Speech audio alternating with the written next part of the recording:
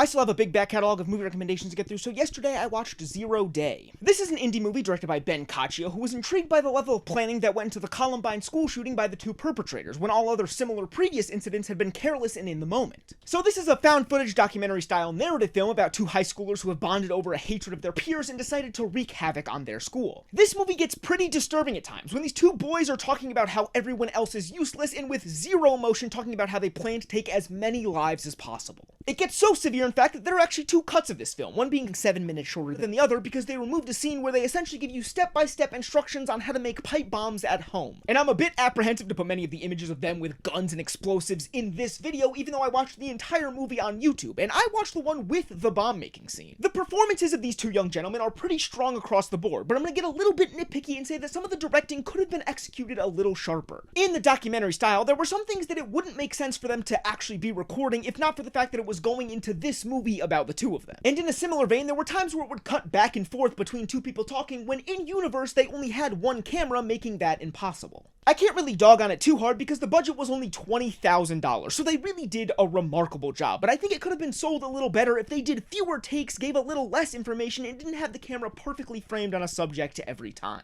But this movie also gave me one of the most earth-shattering, soul-shaking experiences that I've ever had from a film, and it was something that wasn't really even in control of anyone involved. There's a scene where one of the kids brings the other on a secret mission without telling him anything that's happening, and they end up at an open mic night where he reads a poem. It really shows a lot about the insecurities that this kid is dealing with and builds up the importance of their relationship, which does have a payoff later. But I'm much more interested in what happens after the kid gets embarrassed and starts heckling the other patrons, getting them kicked out onto the street where they end up in a parking lot. Now, why did these two images in particular really get under my skin? Well, because those places are here and here. That's right, some of this was filmed in my hometown. Imagine watching a documentary-style movie about two mentally unstable teenagers who are planning on annihilating their entire student body, and one of the scenes takes place within walking distance of where you went to high school. I honestly do not see how any movie going forward could have more of an effect on my psyche unless I was watching a slasher film and there was a surprise cameo where they violently murdered one of my loved ones.